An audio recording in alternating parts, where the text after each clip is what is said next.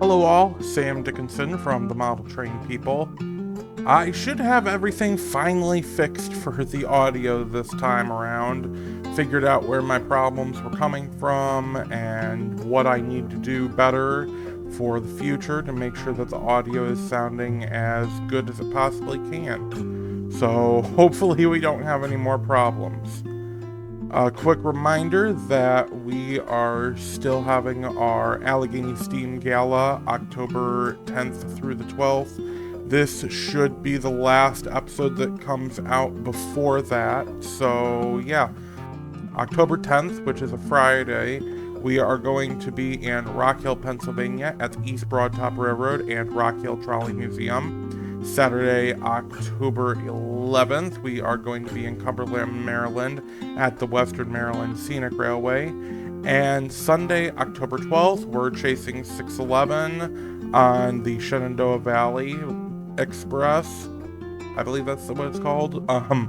Between Goshen and Staunton, Virginia. So I'm really looking forward to this because this is going to be a new experience for me because I've never been to any of these places and I've never seen any of these steam locomotives in person before. So I'm really looking forward to it. And also that's going to be my birthday weekend. So gonna be something a little exciting to do, and I'm looking forward to sharing this adventure with you all. So without further ado, let's jump into today's very special episode. Thanks.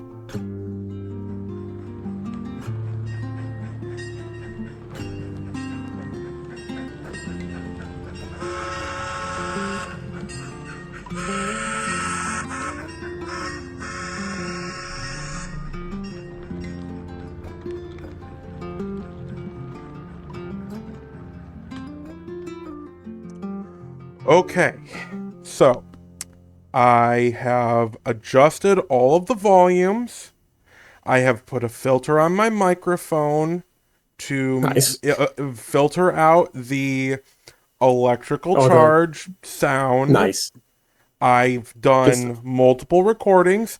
I left ProPresenter on for 24 hours along with my computer to make sure settings don't change. We should be good. Be good. Dear God, please let this work in the name of Jesus Christ. Okay. Hello all, and welcome to the Model Train People podcast, or as sometimes I like to nickname it, the Technical Difficulties podcast. Episode 3. And yeah, I apologize again for that. I don't know what happened. In our first recording, the volumes were fine. We did our second recording. I thought everything was fine because I hadn't changed anything. And my microphone was super loud. Everyone was super quiet. And you had to suffer as a result. I apologize. Please don't turn away. This is not the true quality of the podcast. We're getting better, I swear. Yeah, I'm trying. I am trying.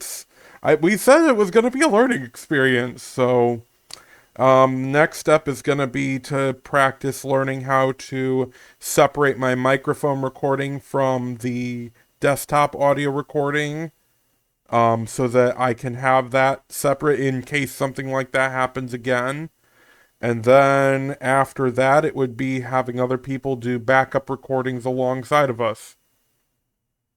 But that's all in the future. Yeah, so that's all in the future. I mean, the microphone separation, that could be done next episode probably. So, but in this episode, yes, but in this episode, I should have it good now. So, anyway, we have 2 gentlemen from our community that we are going to be interviewing today.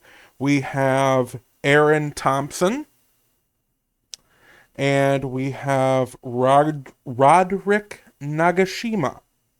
Did I get that correct? Yep. Okay. Alrighty. Gentlemen, welcome to the podcast. And also thank you for joining our community and being members. And for coming on the show. Yes. Thank you. Yeah.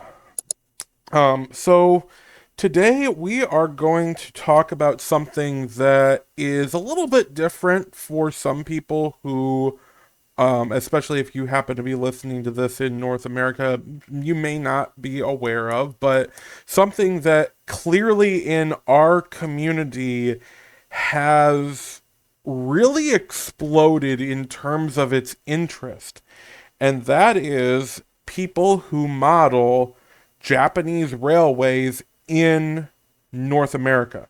Now, you may know that Matt, one of our co-hosts, who has not been able to be on tonight, which is disappointing, but we love him anyway. Um, he models Japanese railways, and he kind of models more the, I believe it's the 1960s-ish era, right before the JR split, I believe. No, quite a ways before that, actually. Quite a ways before. Okay, for some Yeah, reason I about thought the 20 or so. For some reason I thought the JR split happened by 1970 or something. No, it's 1987. 1987. Okay, see, this is why. This is why we have you people on here to correct my. You are here to inform us. Yes. Yeah, Steam had already been gone for over a decade. That's where my line starts. Yeah. I don't start until JR West exists. I don't do anything before that. Yeah, but yeah, Aaron and Roderick, along with several other people in our community, all model Japanese railroads, and they live right here in the States. So, yeah, we're gonna talk a little bit about this, but first, let's do a little bit of introduction with the two of you. I guess who wants to go first with question number 1? I'll let Aaron go first. All right, fair enough. Okay. So question number 1 that we have is, how did you get into the hobby of model railroading? I pretty much grew up in liking trains. I got my first HO trains in elementary school, and I pretty much stuck with it. And then I added O gauge to it with some time, and then added N scale onto it too. So I've basically been in it the whole time. A fellow N-scaler like us. Yeah. Which I believe is the common scale that's modeled with Japanese trains, correct? I mean, N I know scale this is pretty much the standard. So yeah, so for N, yeah. all right, and then Roderick, same for you. How did you get in the hobby? Oh, well, I actually been in the train since as far back as I can remember. My grandfather worked for the Union Pacific, and I remember they also had a little herd of horses, so we would harvest the right of way for the hay. Okay. And I used to sit in the truck and watch the trains go by, just mere feet away, 60 miles an hour. Nice. Yeah. So I grew up around trains. I didn't get into the hobby until around 94, I think. Okay. And so somewhere 13, 14 years old. And the reason why I was able to get into it is because there's I lived in a small town in the Midwest, or the Great Plains, actually. And there's a small hardware store, and the guy there was a train lover and sold model trains. And that gave me the boost to get going. And that was HO. The HO, North American Trains, Santa Fe Railroad, everything was Santa Fe Railroad. Grew up in Nebraska, no Santa Fe Railroad. I was Burlington Northern, Union Pacific, didn't care about those at all. I didn't pay much attention to Burlington Northern until the merger. And yeah, that was about it. That happened. I did that until I had to sell off my collection for some stupid reason at one point in life, and spent several years just watching trains and seeing trains and traveling as much as I could. And then some online auction or Mercari or some place, somebody was selling an old starter set, Japanese starter set. And I saw that and I said, okay, let me get it. Didn't work. The locomotive was dead. Although I have revived the local one. So Okay. that got me started, and a few years after I got that, I took it back out of the closet and just rolled with it. Okay. Nice.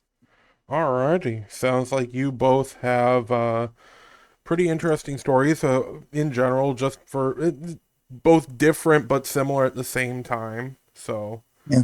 yeah. I had no family. I had no family involvement with trains, so I started on my own. So Yeah, yeah, some of us we have that. I mean, I know some people where their family is railroads and they don't get into the hobby at all. I know some people that are the exact opposite, no family in the railroads and they get into the railroads, and then there's people in the railroads that get into the hobby. So, Yep. yeah, but I mean, we all have different stories and there's nothing to be ashamed about with that. So, but all right, so question number two, and I know Rod, you kind of got into this, but we'll start with Aaron again. What made you decide to model Japanese railways compared to North American railways?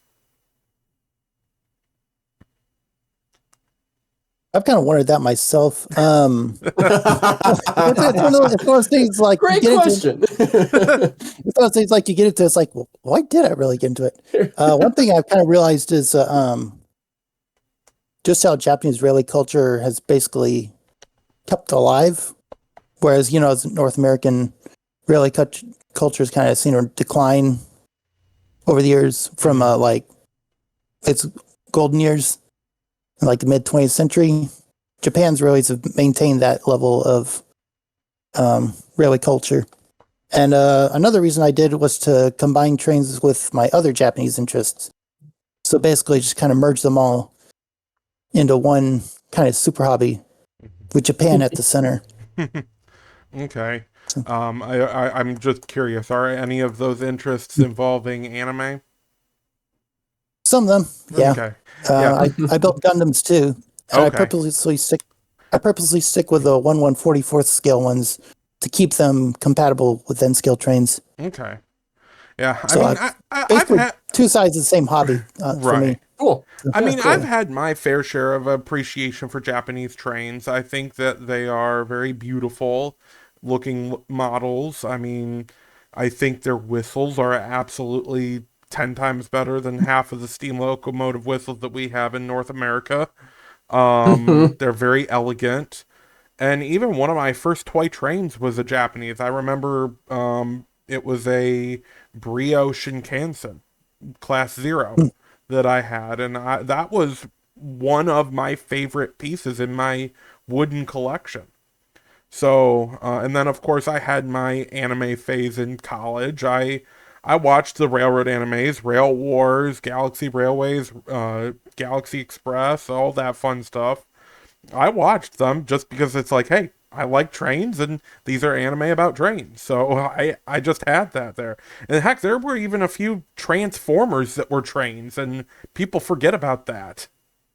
I actually have 3 books right here that are just about trains in anime. Oh wow. That's all these books are. That's all these books are Oh, about. that's sick. Nice. Yeah. That's awesome. Yeah. So, yeah. So Roderick, same question for you. Why Japanese? And I think you kind of already hit on that. Yeah, I mean, yeah. I I think I might have not gone to Japanese. I had an uncle that was an N-scaler, and he had a large collection of N-scale. When he passed away, uh, I did ask if I could inherit that, and evidently somebody else had already spoken for it. Mm. But so I just kind of went on my own. I got the Japanese set, and of course my husband is Japanese, so that also was a little bit of an influence. But yeah, I just liked it.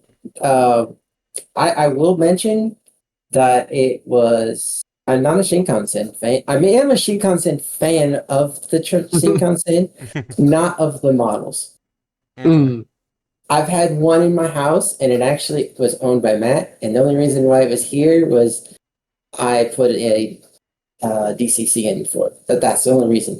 Okay. You got to get it out as fast as you could. Well, no, it took me almost a month to get it in there because I had to, I wanted to make sure it was in there perfectly, and I actually switched out all the LED lights in it and everything, so it was all updated, and yeah, Yeah, it's pretty cool. DCC for Japanese trains is a whole different level than American trains. Oh yeah. Yeah. Much more advanced. Yeah, but Yeah. at the same time, I kind of think that a lot of the Japanese designs have also kind of geared towards just settling with your traditional DC and having that integration of the power switches. I mean, I can't remember who it is on Twitter where they make like little N scale designs for model trains. I wish I could remember their name, but they make a lot of N-scale track plan designs, and a lot of them it's like they have reversing sections and everything, but it's like they design these reversing sections in such a way that you don't really have to use insulating joiners because of how the power routing switches work, and you don't have to worry about the tracks being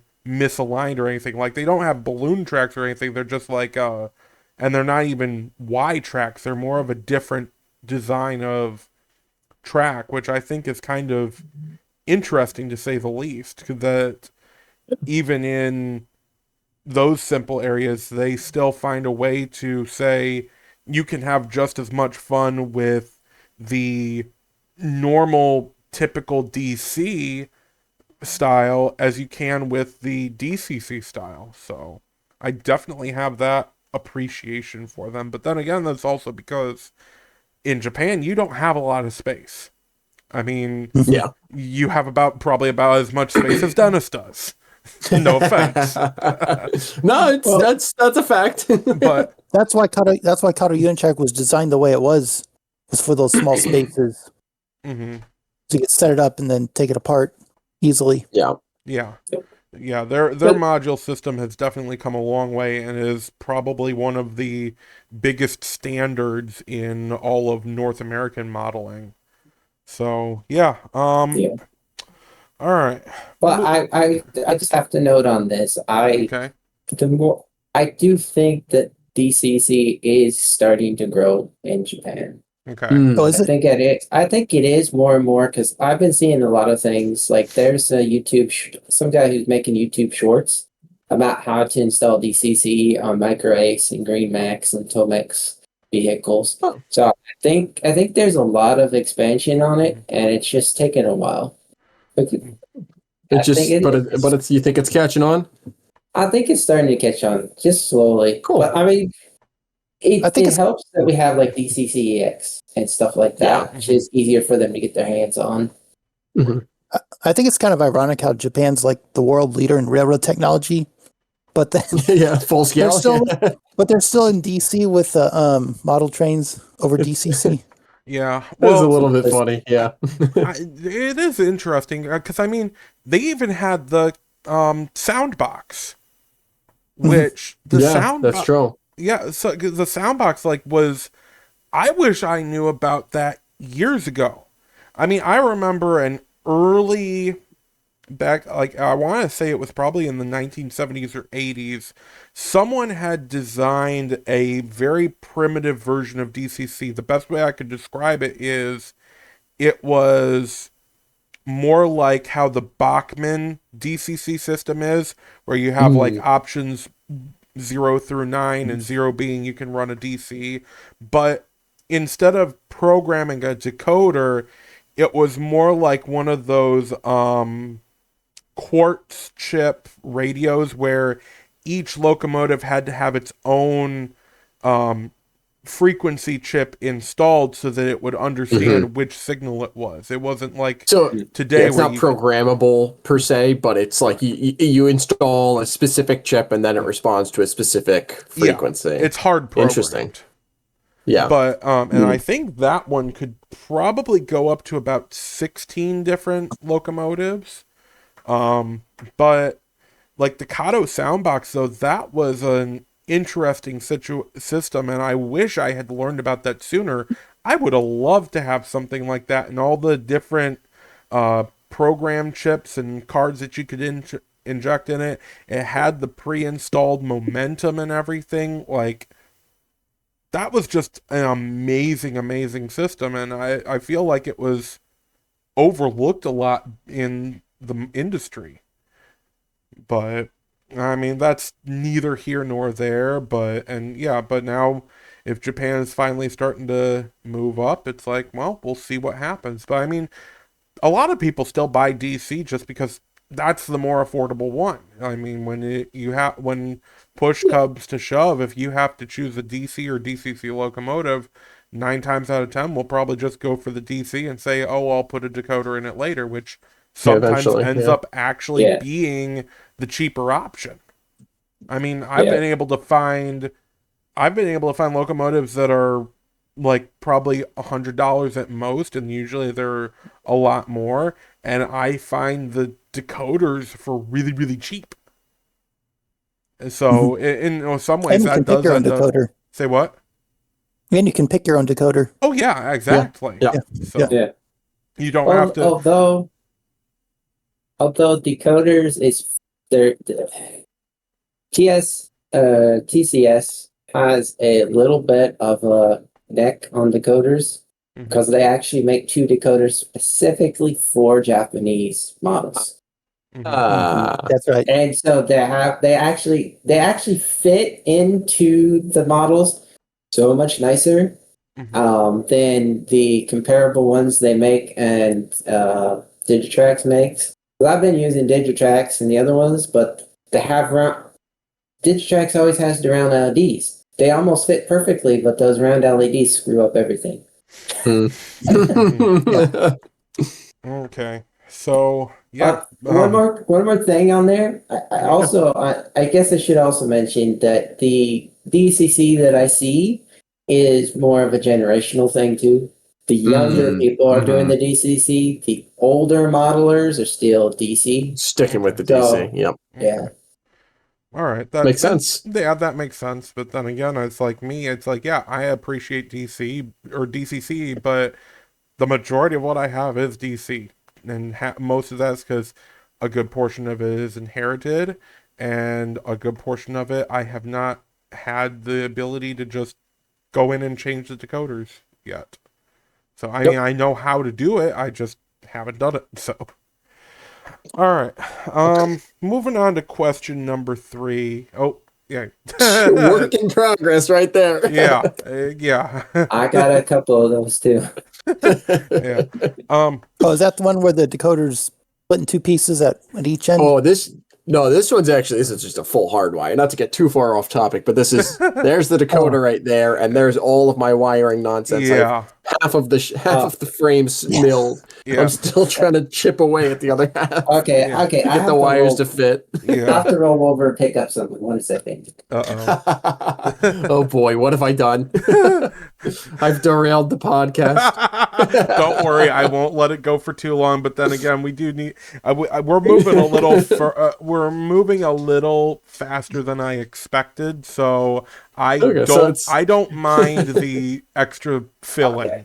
I mean, this is you won't pull out the derailment crane just yet. Yeah. So this is you can see here. I've actually had to cut out the frame in the center and to get everything in there. Yeah. What locomotive is that? This is a Tomex EF60 1000 or EF64. Sorry.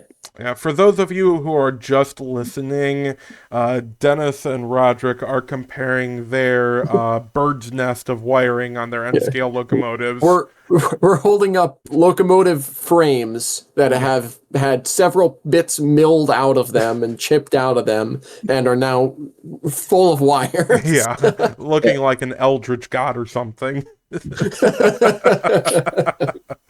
All right. Moving on to question number 3, and I'll kind of start this discussion, but I want to talk a bit about what are some of the challenges and also what are some of the advantages that you've experienced from modeling Japanese railroads compared to American. And I guess the first challenge that we're just going to mention it and not bring it up again, but obviously that's the tariff situation. I mean, getting stuff in from Japan is a little bit easier, especially with the Kato brands, because those are, of course, made in Japan. But when it comes to some of the others, like, say, Tomix, then, yeah, it's not as easy because those are made directly in Japan. So, yeah, that's clearly one challenge, and it's more of a new one, but just to obviously put it out there. I have to say, I've been buying Tomex stuff. Like, I get Tomex stuff all the time. And I have not had any issues with Tomex until after the tariffs went in effect for all of Japan. Okay. So I know a lot of their stuff is made in China, but I don't see any tariffs effect on it. Hmm. So I don't know if it's because it goes through Japan before it gets to me, but I haven't seen any effect on that as of yet. My first order is from after tariffs is roughly next week. So Okay. So we'll see how that goes. Yeah. All right, yeah.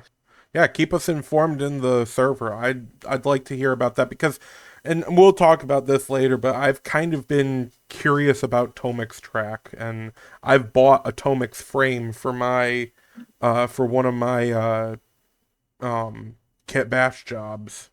So, but anyway, Aaron, what are some of the challenges and advantages you've experienced with modeling Japanese trains over modeling American? Well, first one for challenges is language barrier. Okay. Yeah, Yeah. makes sense. Mm-hmm. Though I've been learning Japanese for the past 3 years, so that's helped some. I do encourage that, if it's just for a little more immersion. We mentioned DCC about how installing DCC in Japanese trains is a little more difficult, Mm-hmm. and generally not as operations oriented. They're more like just running trains in circles. Okay. Like in particular, particularly with like multiple unit trains, you can't really simulate coupling and splitting at stations Mm-hmm. because the way the couplers are designed, they hold real tight. I mean, you got to physically pull them apart by hand. And then with Shinkansen, you got to pick the end cars off to open and close the nose cone. Okay. So just that realism of operations is a little hard to get, a lot harder than it is in North America. Mm-hmm. Yeah. Right, but I guess I could compare it the same to say modeling like the Northeast Corridor or something because a lot of that is just Sure. the high speed running and usually you're just sitting there and watching the trains go back and forth and getting a train a minute. I mean there's some places where you'll see 10 trains in 5 seconds. And then you'll sit there for 20 minutes and there'll be nothing. But yeah. So, what about advantages? Well, we did mention cost. I mean, they're generally, as they are, more affordable than American trains. Okay. Very high quality models. I like to equate Kato as being the Toyota of model trains. Mm-hmm. Would Tomix be the Honda? I don't know, maybe. No. And then, well, I don't know. So, I and I think they're Japan's overall railroad culture is a lot plays a huge part in it because of the wide variety of models and the what's the word I'm looking for? Not the intensity, but just how much emphasis there is placed on the interest of trains and trains in general culture and pop culture. I think that helps drive the interest and the availability and quality of the Japanese model train area. Okay. All right. Yeah. I could understand that, and I can agree with you that Kato does tend to be a easier price option compared to others. Mhm. Like clearly they're not like Bachman level, like 1990s Bachman level cheap, but Yeah. yeah, they're easy. I remember when I could back in the 1990s, I got a Bachman locomotive N scale locomotive for $20.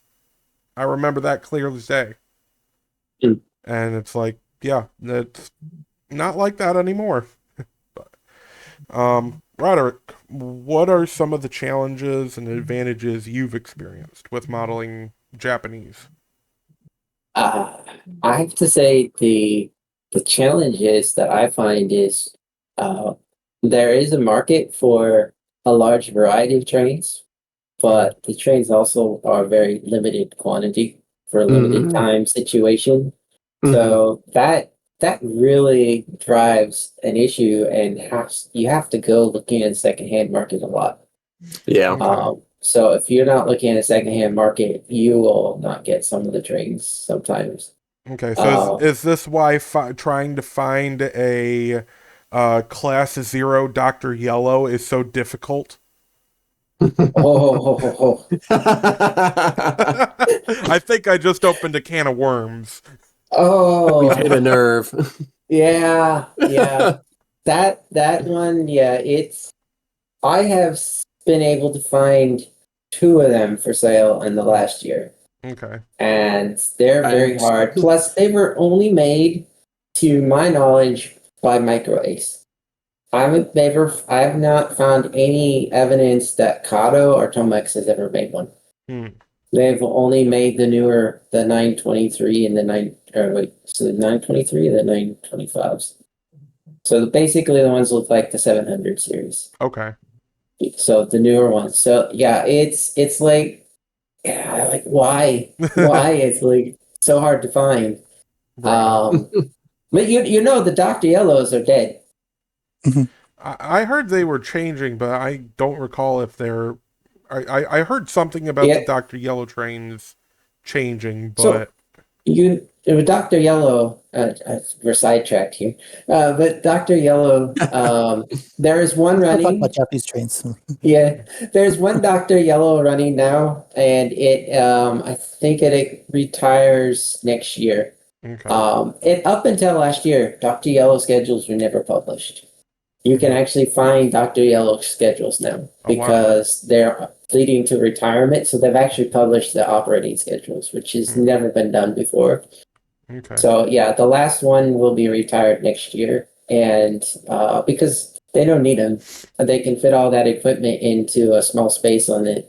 One end of one of the regular Shinkansen trains to honor Okay. the tracks. All Yeah. right. Yeah, I was curious So about that. And for those of you who don't know, what we're talking about right now, Dr. Yellow is basically the equivalent of your track geometry trains here in North America, but it's a whole bullet train that is painted yellow instead of white or some of the other colors, and is just for doing exactly that, testing equipment and everything. And it's a very famous train, and some people say I believe there's a tradition that you're lucky if you randomly catch Dr. Yellow. Is that correct? that was the previous assumption because they Hmm. never had a schedule. Right. Nobody knew when they were going to run. So if Hmm. you saw it, you were lucky. Okay. But now that you can find the schedule, you know, it's Okay. not luck anymore. Yeah. Well, I mean, all good things come to an end, I guess. So, Yeah. um, any other challenges you've experienced with modeling Japanese? Um, and I mean, for me, because I've never been there, Hmm. I don't have the experience of actually experiencing the trains. Hmm. Uh, or or having lived in the time frame or been there during the time frame that I model. Because I don't model a time frame that's modern. Right. And so it's very hard for me because I'm trying to model trains in a time period that I've never experienced. Like, I can model North American trains easy for that time period because I experienced it. but Mhm. it's hard. It's hard for me to do it. I sympathize. that's- I sympathize with that because I model the 1970s and 1980s, which is about 30 years before I was born. So I feel you there, and you get what you can from pictures and videos and books and stuff, but there's only so much you can get from that, and Yeah. there's bound to be things that you miss, unfortunately, and that's hard. So I get that for sure. Yeah. Well, and on the other side of that is lucky enough that Japan, they've lost over the last couple decades. They've lost a lot of rail lines, small rail lines that have closed down. But there are still a lot of lines out there that are still functioning. So they still exist, unlike North America where they just rip them out and they're gone. So Yeah. even though the time frame has passed nearly 20 years, 20 to 30 years from the time frame of modeling, there's still a lot of that infrastructure's there. So it may not be exactly the same, but at least I can get a little visual hint of it, some of it, and use it as a freelance guide on some of that. Right. Nice. And I think there's usually like little museums or markers along those routes too, aren't there? Yeah, a lot of times there's some of those little, I know what you're talking about, like little museums or little stations that have little interesting history tidbits and stuff on it. I mean, sometimes you see brand new stations and sometimes you see these little old stations. So Yeah. you can see it. So Yeah, Japan has actually been really, really good with their railroad preservation, in my opinion. Like, and it's weird to think that like if you picture, like, if you know the true scale of Japan, it's not a massive country. I mean, it's long, but it's not like wide either. It's a group of 4 islands. So And- it's roughly about the size of Washington to Southern California Okay. in roughness, and about the width of California if you drive up and down the width. So it's about that size for a relationship. Right, but It's a large lot enough, right. but yeah. But So but not at its widest. Like, there's a lot of places that are narrow. It's definitely not like you might say, okay, yeah, you could say it's like Seattle to Los Angeles or San Diego and about the width of California, which you could also say is about the width of Oregon and Washington, but it's clearly not that much land because you're on a bunch of islands. So at its widest, it might be as wide as California from shore to Nevada, but in reality, you've got a lot less land there. And most of that land is mountainous, so there's very little flat space there to build on. Yeah, but the mountains is the fun part. Right, but it always amazed me how many steam locomotives Japan actually had, and how many have still been able to be preserved. Like, they've had some locomotives that just like there's so many of them, but then again, it kind of also goes to like the same argument for like the British Isles, where you've got so many steam locomotives there for a nation that's probably only about the size of like Alabama, and you've got thousands of locomotives. Well, there's something funny about the UK is they have a program of not restoring, but of reconstructing from the ground up. Oh yeah. Yes. So they build brand new steam locomotives that are the exact replica of the originals. Which is something America's slowly starting to pick up on. Yeah. But you're right about Japan. And I when I was just before this, I was doing some organization, and I have this book on steam trains. Because it's J.R. West. I'm J.R. West, right? But I don't own any of these steam trains. I just realized that J.R. West has 2 separate operating steam programs, one in Kyoto and one in Yamaguchi. two totally separate operations. And I was like, wait a second, they have two separate operations. Like, I didn't realize that until just a little bit ago. I was like, I always thought they were one, but they're two separate. I mean, Union Pacific has one.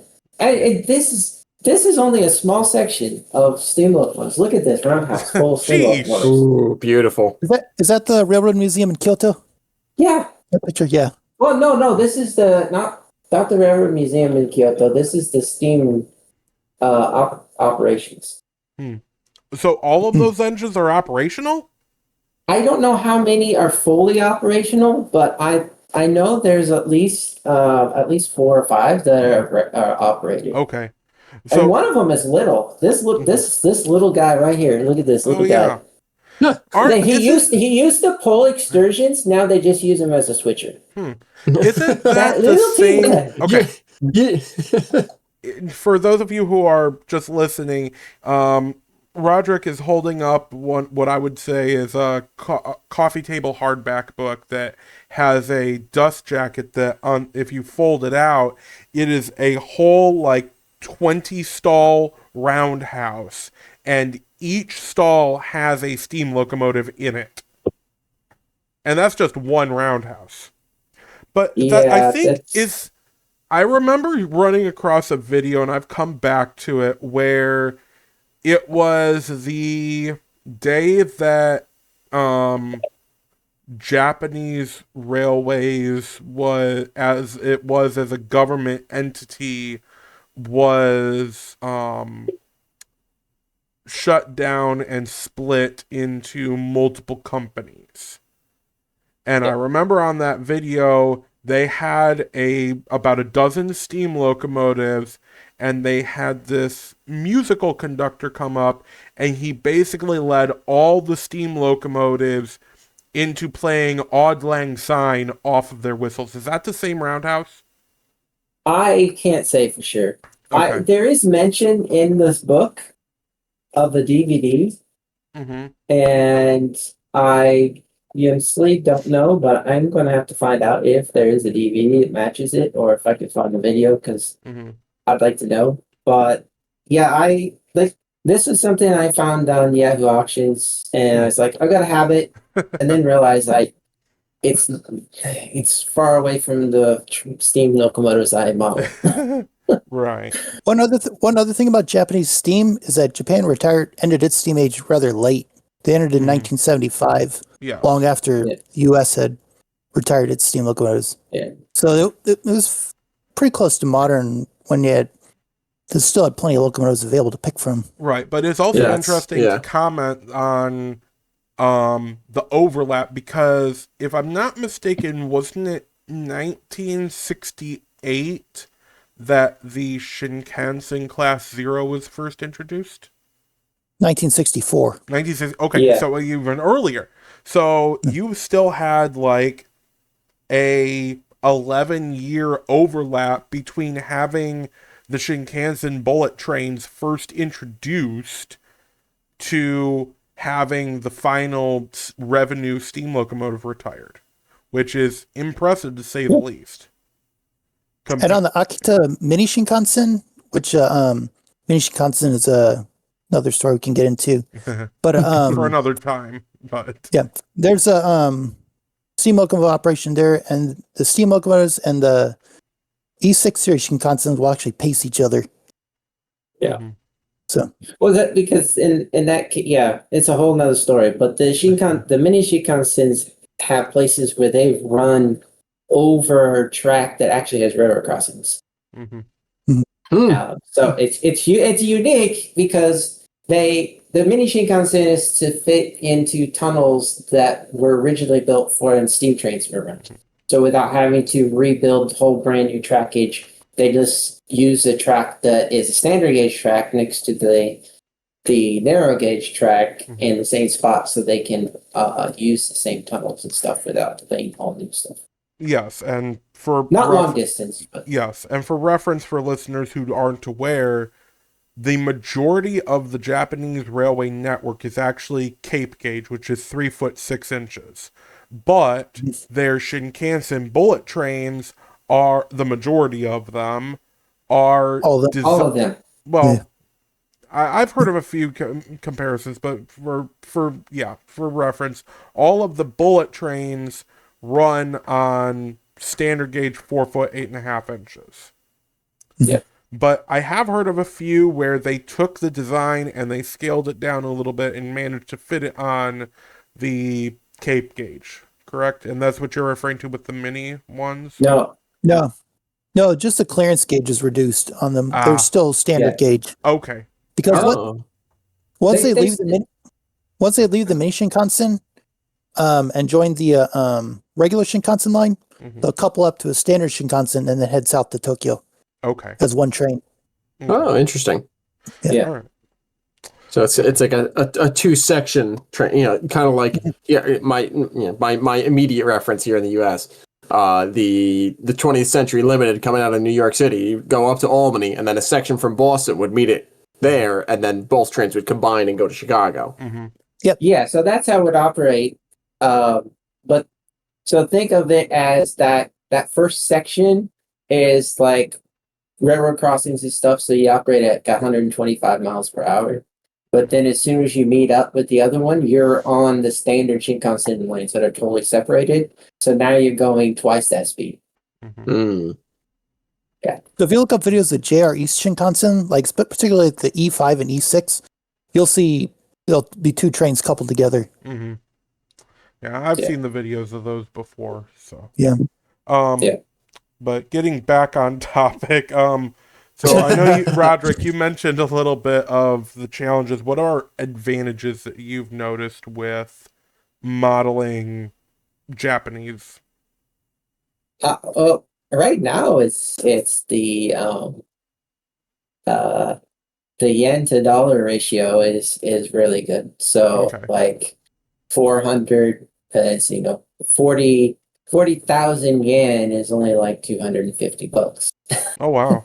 I remember when Yeah. hearing where they have 100 yen stores over in Japan, which are basically the equivalent of our dollar stores. But so I always used that as the ratio of 100 yen is the equivalent of $1. But now it seems like that's a lot different. It's about We've it's got those about 100 yen shops here now too. Oh, really? yeah, but the it's about a ratio of a yen is about equivalent to about 60.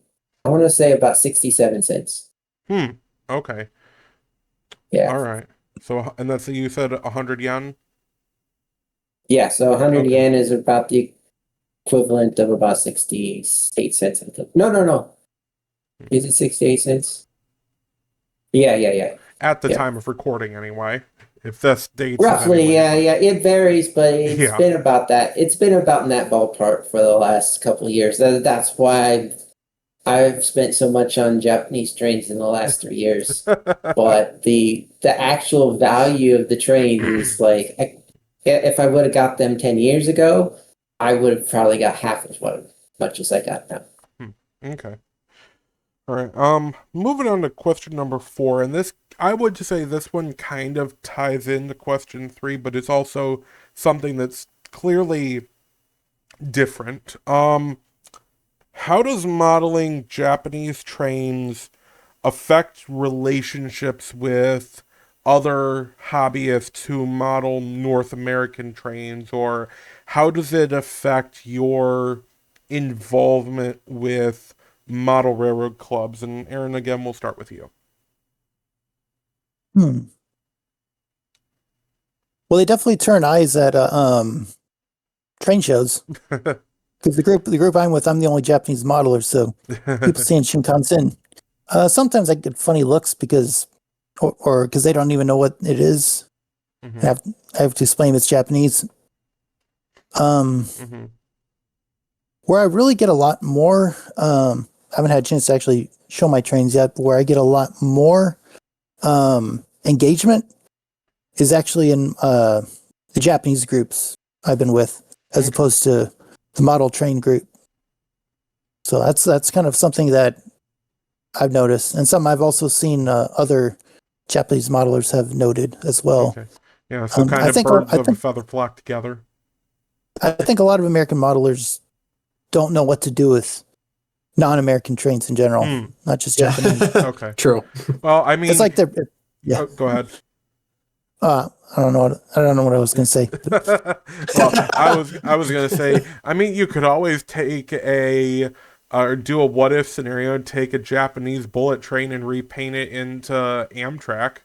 Oh, it's been done before already. That's already been done before. Yeah, Yeah. I know. I've seen Jimmy Lambert's video on the Class Zero in, is it phase 2 In or phase 3? 2, yep. Phase 2? Yeah. Okay. But it is funny seeing my Yamanote line E231 running through like mid 20th century like rural landscapes when it should be deep in the heart of Tokyo. Right. Yeah, the other one I've seen in Amtrak was EF81 in an Amtrak.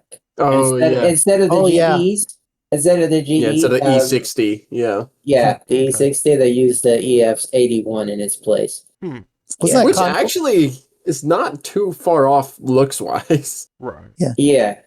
was that Concor who imported Yeah. several Kato locomotives and had them painted up in American railroads? Yeah, I think Probably. That sounds like a Concord and- thing to do. Yeah, yeah, they definitely did. I remember seeing an ad or something somewhere not too long ago. Okay. All right. Anything else in affecting relationships for you, or club interactions, or is that about Not it? really. Okay. That's about it. All right, Roderick, on to you. Same question. Honestly, most of my interactions are through Discord or Reddit. Mm-hmm. And so I really haven't had much interaction except for when I go to like the local hobby store. Mm-hmm. But I know enough about North American trains that I could just keep the subject on that. But I don't know if it's because I'm in California. I've been into the local train store several times and met people who had just come back from Japan, and they're in there trying to buy Kato track sets to expand their trains they brought back from Japan. So Mm-hmm. it's like I like people talk about it, and sometimes you can even find they even get Japanese trains in the store. So it's not totally absent. As far as train clubs, I really haven't connected with any train clubs, so it's mostly just been online. So All right. One I was going to ask, and I guess Aaron, you'd be the better one to ask on this one.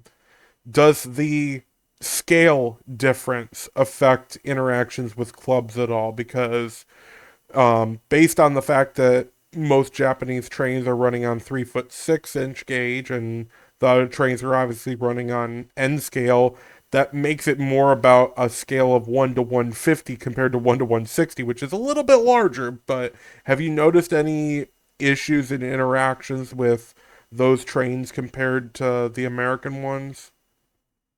No, even with that slight scale bump, they're still within North American clearances. Okay. So they're still kind of And- scaled down a bit? you can see if your eyes trained enough, you can see how they're a bit bigger in scale, Mm-hmm. but operationally they're still fully compatible. Okay. So And even kind- as far as locomotive hauled stock, if you're using the right couplers, they're compatible with American trains too. Okay.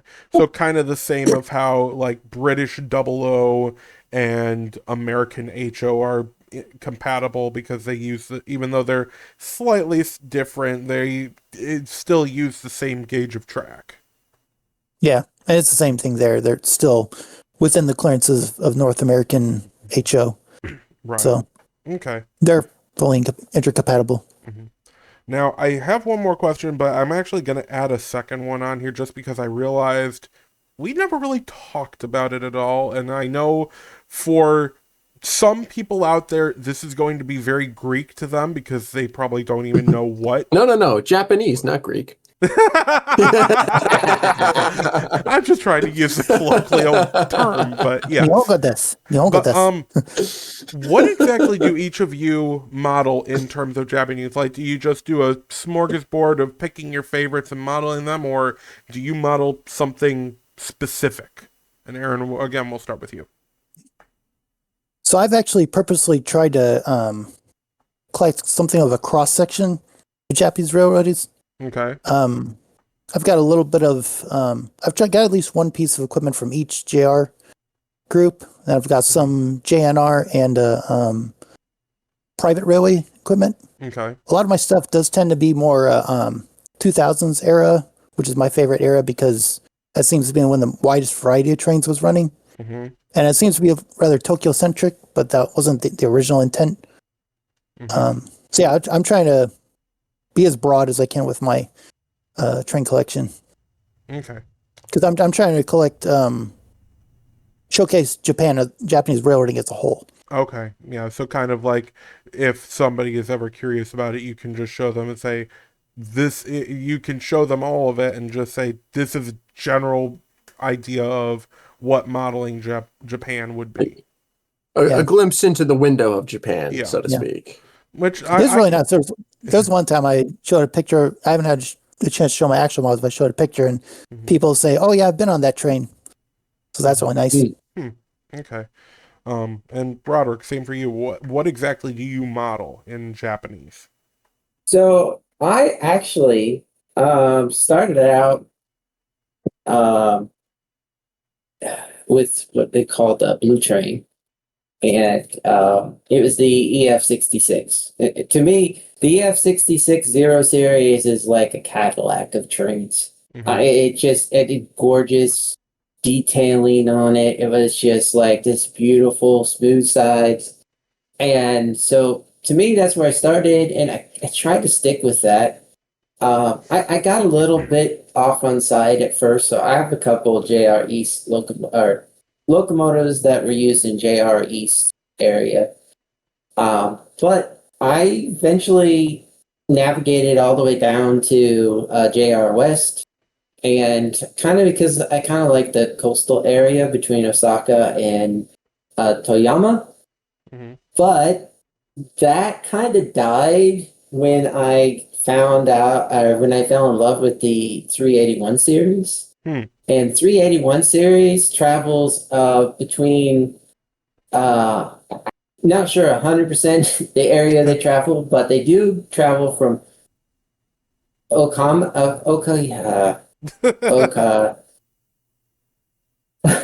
I always mess up saying this. I always want to say the food instead of the actual thing. Okayama Okay. and Yongo Yongo. Okay. over the Hakubi line. Hakubi. And the Hakubi line is a mountain line that goes across the island from the east to the west. All right. And the 381 series goes across that line. Or used to. They were recently retired. I just looked up the 381 series and dude, this looks like a 1950s Cadillac train. This is sick. Yep. That one. Okay. That one. And the funny thing is, highly encourage our listeners to go right now onto Google and look up Japan 381 series train. I actually admire it. I actually want to say that is a very one of Japan's more iconic trains. I mean, wasn't that one of the ones that actually started? Excuse me, my printer just burped, and I didn't try to print anything. Oops. It is one of those trains. This is the one. So the 381 actually has two style that caps. one. Okay, that's a different one. Okay. No. This one and this one are the same trains. They are. They are. Huh. But some of them have this unique cab on the end of them. Yeah. So it's just it's the same series, but they have this unique cab. And this is a Ford. It looks like an LRC. Oh yeah, it's a 45, but it's the same style. One looks like an LRC, your traditional LRC, or like a wedge nose, high speed locomotive, and then the other one, basically imagine like I'd say the M10, the Union Pacific M10,000, but if it had a flat nose. Yeah. That kind of raised front vibe to it. Yeah. Yeah. Okay. And they were like the 485 series, which is also another one of my favorite ones that Aaron was just showing. Yeah. This was modeled after the 485 series. The difference is that the 381 series is the first series that had tilting cars. Okay. So they would tilt into the Ooh. corners. All right. Yeah. Although I've heard that they still rode like crap. Hmm. they Now- still didn't ride nice. Now was Jared West that? held on. Oh, Sorry. Go ahead. Jared West held on to a lot of its older equipment longer than JR East did, didn't they? I think so, yeah. Okay. Yeah. Yeah. All right. Now, was that also the train that happened to be used as an experimental turbine as well, or am I confusing it with another one? Because I'm pretty sure there was a Japanese train that was also used as an experimental turbine. That I couldn't say. I think Yeah, I'm that not would familiar be with probably related to a 485 series more than the 381 series. Okay. But yeah, because the 485 series is about, I want to say, 10 years older than the 381 series. Okay. Yeah, the 485 series, the last ones, most of those ran in the, I should say, the older JR ones, most of those ended in the early 2000s. Okay. And there are actually a couple different styles of those because there's the one that Aaron is showing, but there's also one that's called a bonnet. It has a longer nose on the front of it. You got one? Hmm. Yeah, Is Oh, that He's, the- he's digging for it. Is that the one Yeah. that was used in Microsoft Train Simulator at all? no. I don't. So there was two routes in Microsoft Train Simulator. The one was Odakyu Electric Railway Company, which is Mhm. not a JR company at all, Okay. and the other one was JR Kyushu, Okay. and that was all diesel hydraulic rail cars.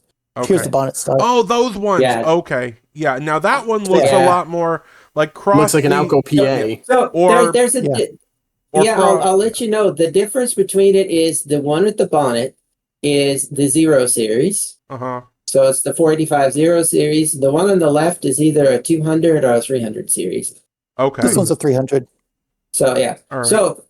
So they have like sub series. So you have the main series, but then there's a sub series, like a sub variant of that train. So they changed from the bonnet to the more flat nose styles. And so the bonnets started to die out at some point in time. And the cars in between would get repurposed and be used with the other cars. Hmm. But sometimes you could find trains that had the bonnet on one end and the flat nose on the other end.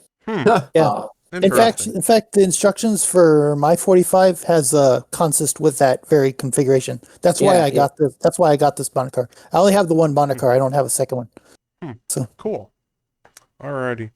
So, we've officially reached an hour, so just to get to the last question that I have, and this one I hope it will settle a debate for me because, probably a lot of people know, you use Kato track in a lot of N scale here in America, and especially with T track.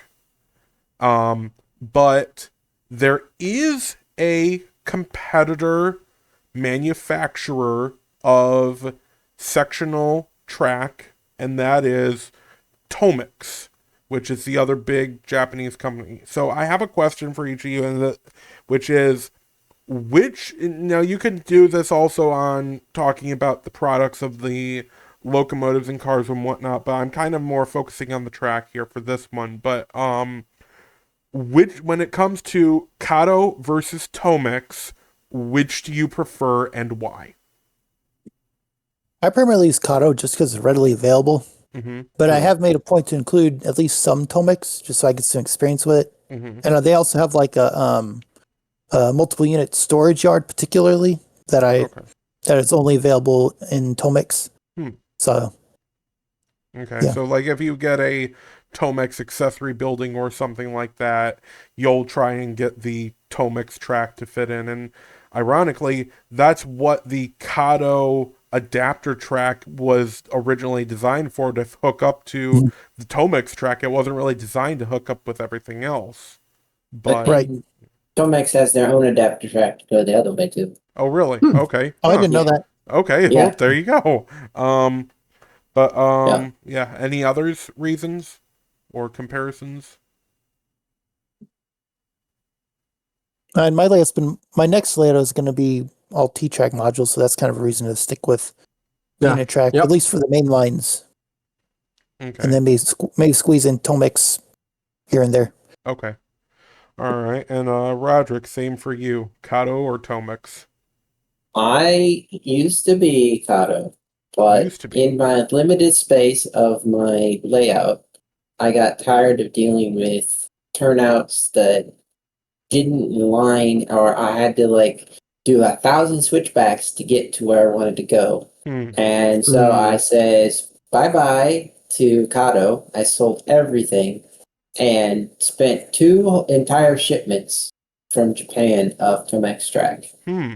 And I have more Tomex track coming out of my ears than I could ever use. But the one of the cool things about Tomex track is they have single track, not double track, because Kato makes double track sections that are elevated.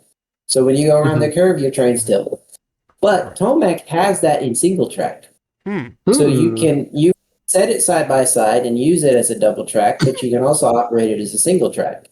You're right. Additionally, up until recently, because Kato just started releasing precast concrete, but Tomex is the only one that had wood and precast concrete track. So you can actually have concrete sections and wood sections in your trackage.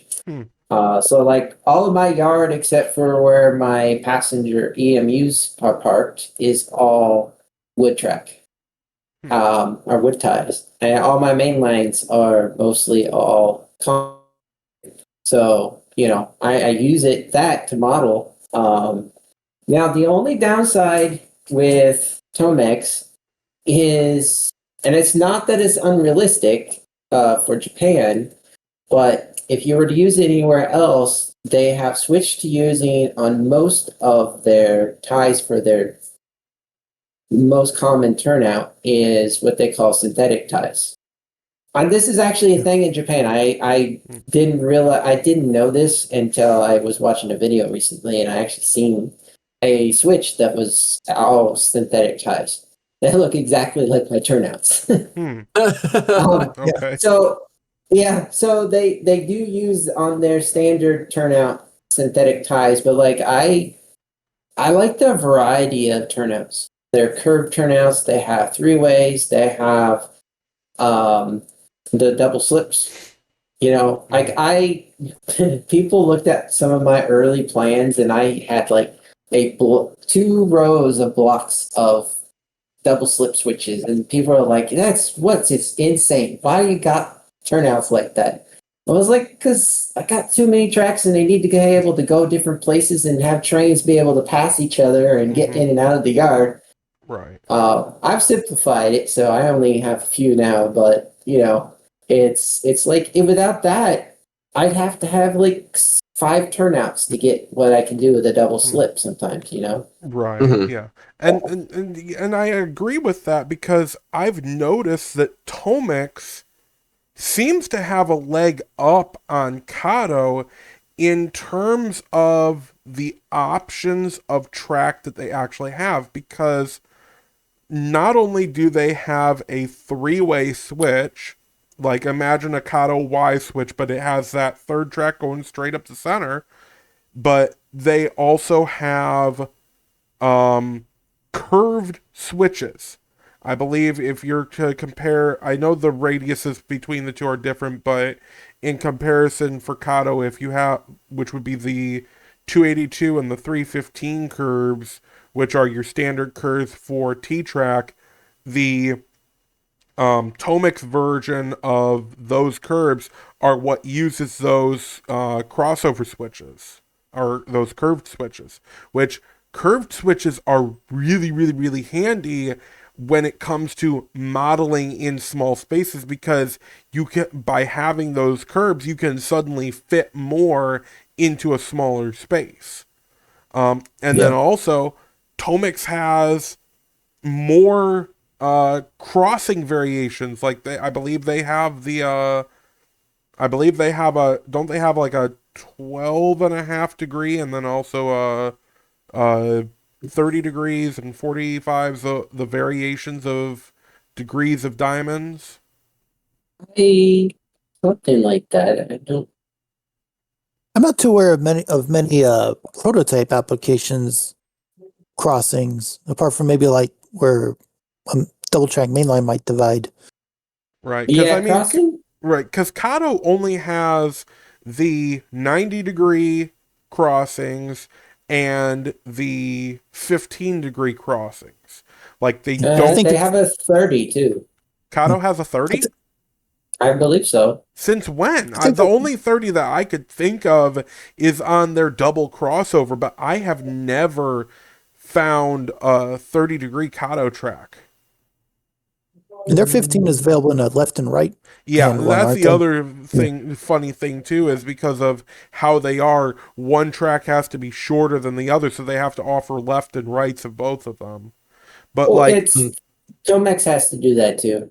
mhm, It's like the right, double slip switches. They have a left and right version of it, right. which was a downfall of me for a while until I finally fixed it all so that I could use them correctly. Right. But like So- for the diamonds, like I would love if Kato could have like a 30-degree or a 45 or a 60-degree crossing. Because to me, having those variations of crossings would really help out and expand what you can do with Kato. Because with Kato track, like you have to, if you want anything beyond a 15 or in between a 15 or a 90, you have to have it drop into like an Atlas Code 80 track, which is what a lot of people end up doing. But it's like, it'd be so much easier if they could just do it. But since Tomex has variations of more track than that, sometimes I say that Tomex is underrated, at least here in America, probably because it's unknown, but they have that better variation, in my opinion. Mhm. So, Mhm. Yeah, so like Tomex does have a. I just had it here ready to go. They have they have a 45. They have a 15-degree and a 30-degree. okay, so they have the 30 and 45, Yeah, and they don't have a Uh, 60? no, Hmm. 60. Okay. And actually, Well- put it out there. Both track systems do have a turntable. Yes. Yeah. Yeah. So, Yeah. but yeah, so, yeah, if you ever decide that, yeah, I need more options, just remember, Tomex is out there, and Tomex have- exists. yeah, and their profile is actually a little lower. So if you wanted to have that realism of like a sidetrack that kind of drops down next to an industry, just put the Tomex track coming on as a sidetrack, and it would do that automatically. But Yeah. so That's where it anyway, gets its name, Fine Track. yeah. Mm. So Yeah. But anyway, Aaron, Roderick, thank you so much for coming on to the podcast and talking about this. This is, like we've said, the Japanese channel on our Discord server is probably one of the most active channels in the entire community. Yeah. So clearly it's something that's very near and dear to our community's heart. And we get a lot of interaction with the American people just talking on there of those are interesting Japanese trains and stuff like that. But Yeah. yeah, thank you So- for taking the time to sit down and Yeah. talk with us about this. And hopefully we've Teaching opened... Foreigners. No. Oh, go ahead. say what? Said teaching us foreigners. Yeah, for opening our eyes to another option for modeling something that's a little out of the ordinary, but also still pretty common in some people's areas. So, Yeah. Yeah, thank you for Super having cool us. to learn. So yes. Thank you. So, yeah. Thank you again all for tuning into our podcast and taking the time out of your day or giving us an opportunity to occupy your day with what we talk about here, and hopefully it's helped you somewhere. Again, feel free to check us out on our social medias, YouTube. We've got Podbean, and that goes out to Spotify and Audible and Apple and all the others. We've got our Facebook, we've got our Instagram, which I need to get with Eddie and try and figure out how I can get on the Facebook page. And then, of course, Basically, go to our link tree and click all the Yes. links. our link tree, and then of course our Discord server. We'd love to have you. And Indeed. as we continue to grow, I believe we finally hit 150 members officially. So yeah. Whereas Dennis, you hit 750. I did 750 subscribers on my channel. That's is pretty exciting. Yeah, so, you need to and- start sending some of them over to us. But yeah, so thank you again, and we will see you in the next one. Take care.